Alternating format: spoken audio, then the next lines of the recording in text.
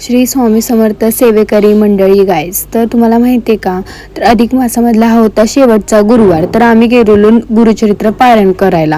तर तुम्हाला माहीतच असेल, काही काहींना माहीत नसेल, तर एकच दिवसाचं पारायण होतं, ते म्हणजे नरसोबाच्या वाडीला म्हणजे दत्तधामला. तर आम्ही तिकडे गेलेलो आणि सकाळी आम्ही ठीक 5 वाजता पोहोचलेलो. तर सर्वजण फ्रेश होण्यासाठी निवासस्थान शोधत होते आणि सर्व चिंतेत होते. मग सर्वांना माहिती आहे आपल्याला नक्कीच भेटणार, आपल्याला स्वामी नक्की काहीतरी मिळवून देणार. मग सगळे फ्रेश झाले. त्याच्यानंतर आम्ही दीपदान करालो, कारण असं म्हणतात की ह्या नरसिंह धामच्या इथे 3 नद्यांचा संगम झालेला आहे, कृष्णा, वेण्णा आणि कोयना. तर दीपदान केलेलं अधिक मासामध्ये खूप चांगली गोष्ट असते.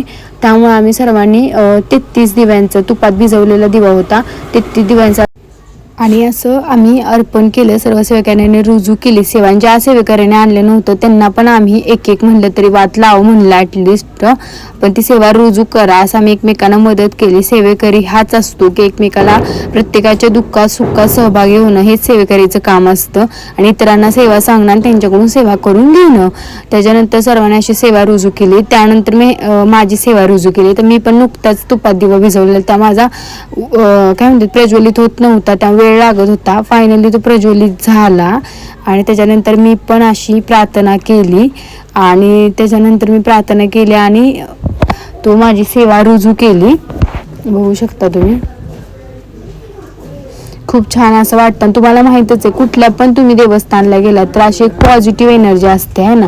इथे तर भरपूरच पॉझिटिव्ह एनर्जी होते. खूप छान असं वाटलं मला. तर माझं हे गुरुचरित्राचं पहिलंच पारायण होतं, तर खूप छान असं वाटलं, तुम्ही बघू शकता. आणि तुम्हाला माहिती आहे, काही जण इथं आंघोळ पण करतात, काही जण रात्री आलेले असतात ती सकाळी आपली सेवा रुजू करतात, म्हणजे आंघोळ वगैरे करून फ्रेश होऊन. तर आम्ही केलेलं फ्रेश झालेलं ऑलरेडी, म्हणून मी थोडंसं पाणी आपल्या डोक्याला लावलं.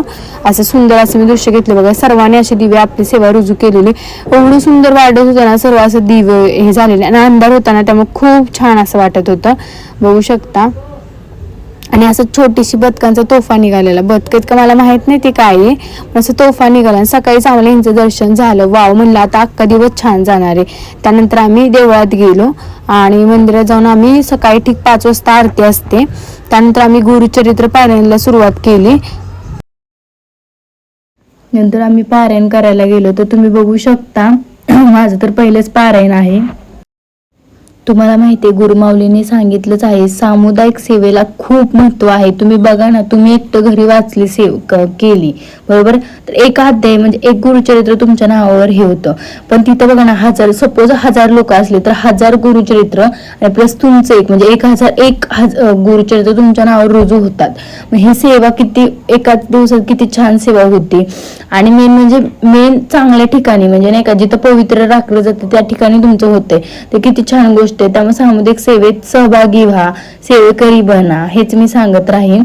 आणि तुम्ही बघू शकता सर्वजण आहे ना, तुला सांगू अक्षरशः काही जण काल आलेली होती, काही जण सकाळी पहाटे पोचलेली, जसं आमच्यासारखी 4 वाजता पोचलेली.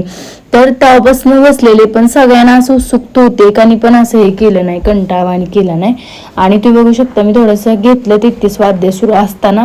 तुम्हाला मला महत्वाचं हे सांगायचे की तुम्हाला माहिती का, की जेवढी यंग जनरेशन होतं तेवढंच ओल्ड जनरेशन होतं, तेवढंच लहान मुलं होती, प्रत्येक जण इन्व्हॉल्व होते पारायणसाठी. आणि जेव्हा आमचं पारायण संपलं ना, त्याच्यानंतर आम्ही नाही का दत्तधाम म्हणजे आपला अखिल भारतीय आहे ना दिंडोपर्यंत, तिथं मग आम्ही दर्शनासाठी पुन्हा गेलोय अजून एकदा.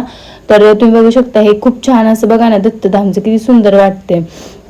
तुम्हाला माहितीये का, असे 3 फ्लोअर होते. 3 फ्लोअर मध्ये जो पहिला दिसतोय ना तुम्हाला, तो दरबार होता स्वामींचा, तिथं अधिष्ठान आहे स्वामींचं.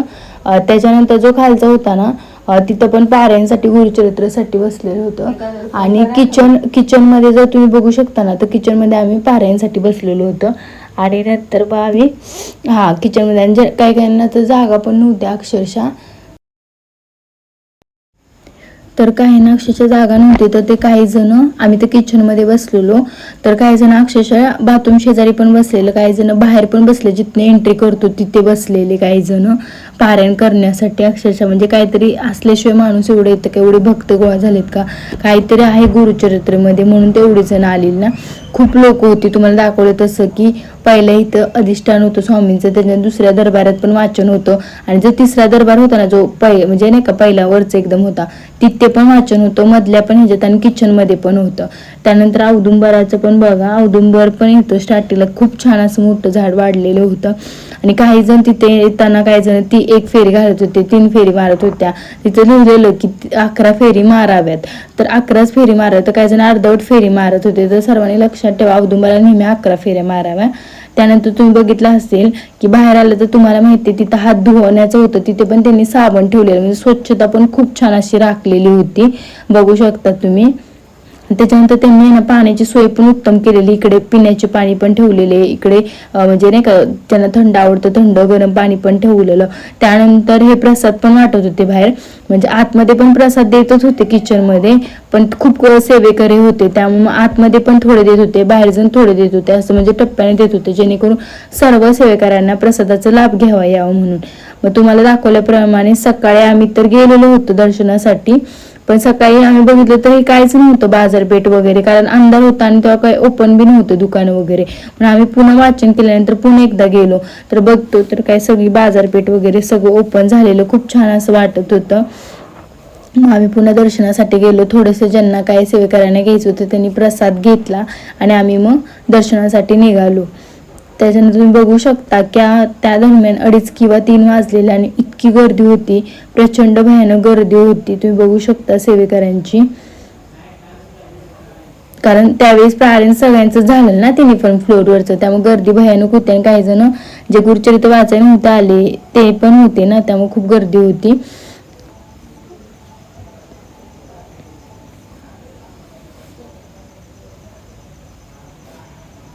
हा बाहेरचा परिसर आहे.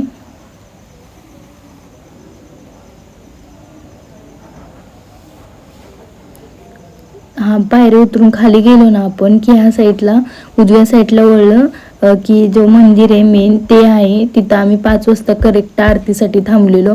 तिथं करेक्ट 5 वाजता आरती होते आणि त्याच्याच पायऱ्या उतरून डाव्या साईडला गेलो की तिथेच मग सर्वजण म्हणजे दीपदान ज्यांना करायचे ते करतात किंवा स्नान करायचे ते करून घेतात. इथं ती सोय केलेली आहे, तुम्हाला मी दाखवते आता, बघू शकता पुढे. हे जे मेन दिसते ना गुलाबी किंवा पिंक कलरचं, ते मेन आहे ना, ते देवळ आहे मेन. तिथं आरती होते करेक्ट 5 वाजता, कधी कधी 5:15 पण होते, म्हणजे त्यांचं म्हणजे नाही का पूजन बसून सर्व होतं, त्याच्यानंतर आरती होते. आणि मेन म्हणजे तुम्हाला सांगा, तिथे तुम्हाला छोटं देवळ असल्यामुळे तुम्हाला ते दिसत नाही, तर तुम्हाला तिथे एक LED TV लावलेला असतो, मग CCTVद्वारे तुम्हाला दाखवलं जातं, त्याद्वारे आपण दर्शन घेतो. आणि इथे पण महिला काहीतरी करत होत्या, अगरबत्ती का काय करत होते काय मी ते व्हिडिओ घेतलाय. आणि हा एरिया असतो ना, इथे थांबायला लागतं आपल्याला सकाळी पहाटे 5 वाजता. हे मेन मंदिर आहे ते बघा. तरी ते एवढी गर्दी होती ना, अक्षरशः लाईन लावलेली, म्हणजे सकाळी पण लाईन होती पण एवढ्या प्रमाणात नव्हती. मग आता एवढी लाईन लागलेली म्हणजे दुप्पट तिप्पट गर्दी झालेली ना, कारण सकाळी पहाटे एवढी जण नव्हतीच थांबलेली, कारण पारायण होतं अर्ध्यांचं, त्यामुळं दर्शन घेऊन सगळे निघालेली. पण जे पारायण सुटल्यानंतर आलेले भक्त होते ते, आणि जे असे आलेले म्हणजे पारायण न करणारे ते पण, मग अशी भरपूर गर्दी होती, त्यामुळे लाईन भरपूर लागलेली होती. हा बाहेर त्याच्यानंतर पण इथे आजूबाजूचा परिसर पण खूप मोठा आहे. तुम्हाला माहीतच आहे, कुठल्या पण ठिकाणी गेलो देवस्थानच्या, त्यात आणखी स्वामींच्या आपण ठिकाणी गेलो तर आपल्याला घरी येऊ वाटत नाही, आणि ती ऊर्जाच वेगळी असते, त्या वाईब्सच खूप छान असतात. हे बाहेरचा परिसर आहे. आणि तुम्ही बघू शकता ह्या साईडला आहे ना खूप स्वच्छ नदी आहे, खूप स्वच्छ नदी आहे. उजव्या साईडला खूप स्वच्छ नदी आहे, त्या साईडला पण आहे, मध्ये थोडीशी दूषित आहे, म्हणजे पाणी असं खराब दिसतं. आणि तुम्हाला माहिती आहे का, तुम्ही नरसोबाच्या वाडीला गेला तर तुम्ही आपल्या म्हणजे जिथं पारायण होतं ना तिथनं तुम्ही बाहेर पडला की लगेच अन्नदानची पण सेवा आहे, अन्नदानची देणगी पण दिली जाते, किंवा तुम्हाला वाढण्याची पण सेवा मिळते, तर त्या सेवेत पण सहभागी व्हा. कारण प्रत्येक स्वामींची बघता नामस्मरण करणं ही सेवा नाही आहे, तर अशी छोटी छोटी पण मदत करा. अन्नदानची सेवा आहे, वाढण्याची सेवा आहे, पुन्हा तुम्हाला सांगते बसकर उचलण्याची सेवा, ही सगळी सेवा आहे, ही पण खूप महत्त्वाची सेवा आहे, त्याचा पण आपल्यात ॲड होतो. हे बघा, हे मी मंदिरचं आहे कडचं आहे. लाईन दिसते का, केवढी लाईन लागली, भरपूर लाईन. हां, आणि तुम्हाला एक महत्त्वाचं सांगते की तुम्हाला एक स्टोरी माहिती आहे, एक गुरुचरित्र वाचताना तुम्हाला नेहमी लिहिलेलं असतं घेवडा घेवडा घेवडा. तर त्याची एक वेगळी स्टोरी आहे, त्याची मी एक वेगळा व्हिडिओ करीनच. पण ते ना तेव्हा लावलेले ते शेवग्याचे आपलं घेवड्याचं झाड होतं ना, ते तेव्हा लावलेले ते अजून पण त्याला शेंगा आहे. त्याच्याशी काहीतरी स्टोरी मी पण बघायला गेली नाही आहे. आणि त्याच्यानंतर बाहेर येताना पण एक बाजारपेठ लागते, तर तिथे पण खूप छान असं होतं. कमेंट करून मला सांगा. श्री स्वामी समर्थ.